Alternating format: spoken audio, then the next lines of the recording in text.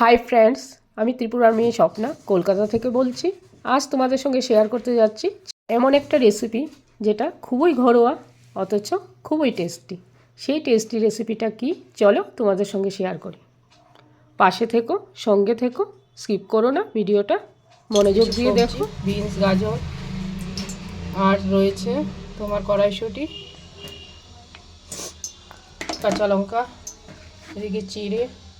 প্রচণ্ড শরীর খারাপ, ঝাল ঝাল খেতে ইচ্ছে করছে, তাই কি করব, একটু চিড়ার পোলাও বানাই। চলো আমার সাথে কি করে বানাই শেয়ার করি। প্রথমে সবজিগুলি ভেজে নিচ্ছি।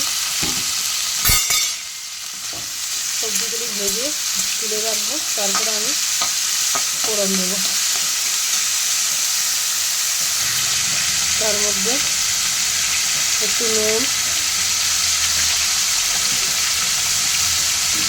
হাফ চামচের মতো নুন দিয়ে দিলাম, আর দেবো হলুদ দিয়ে সবজিটাকে একটু ভালোভাবে করে ভিজিয়ে রেখে দেবো। শীতকালে কড়াইশুঁটি, বিনস, গাজর আর শীতের যা সবজি আছে দিয়ে চিড়ের পোলাওটা খুব ভালোই লাগে। তোমরা বাড়িতে ট্রাই করতে পারো।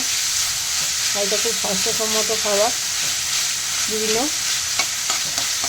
হসপিটালেও এই চিড়ের পোলাওটা অ্যালাউ করে, নার্সিংহোমে। এটা যদি অসুস্থতার মধ্যে বানিয়ে খাওয়া যায় খুবই উপকারী। সবজি ভাজা আমার কমপ্লিট। এবার সবজিটাকে তুলে রেখে দেবো।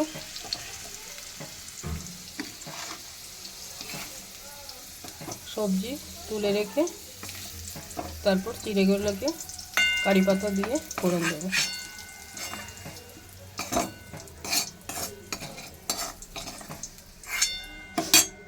শুকনো লঙ্কা দিয়ে দিলাম,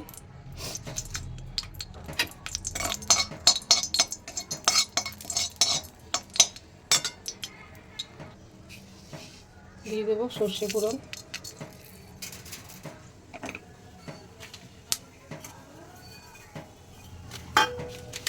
তার সঙ্গে দিয়ে দেবো বাদাম কয়েকটা,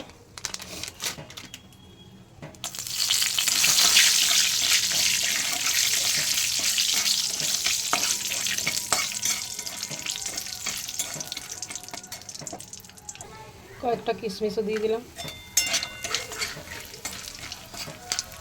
সঙ্গে দেবো কারি পাতা,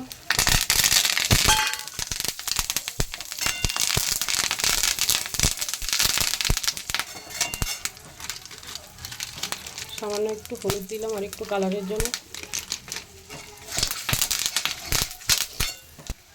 এবার চিড়েগুলিকে দিয়ে দেবো। চিড়েগুলি আমি আগে ধুয়ে শুকিয়ে রেখে দিয়েছিলাম।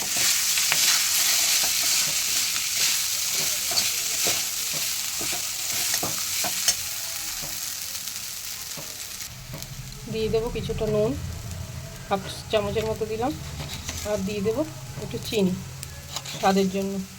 আর ঝাল আগেই আমি 2-3টি লঙ্কা, কাঁচা লঙ্কা দিয়েছিলাম, আর ফোড়নে একটা লঙ্কা দিয়েছি। এবার সবজিগুলিও দিয়ে দেবো, যে সবজিগুলি আমি ভেজে রেখে দিয়েছিলাম, দিয়ে ভালোভাবে নাড়াচাড়া করে নেব।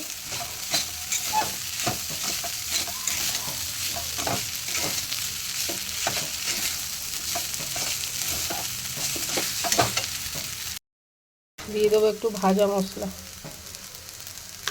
করে রাখা ছিল আমার আগে থেকে। ভাজা মশলাটা আমি করেই রাখি, মোটামুটি অনেক রান্নাতেই আমি এটা ব্যবহার করি। খুব টেস্ট বাড়ায়, এছাড়া ফ্লেভারটাও খুব ভালো বাড়ায়। আমার হয়ে গেছে, এবার নামিয়ে দেবো। রেসিপিটি যদি ভালো লাগে লাইক, শেয়ার, কমেন্ট করতে ভুলবেন না। ধন্যবাদ।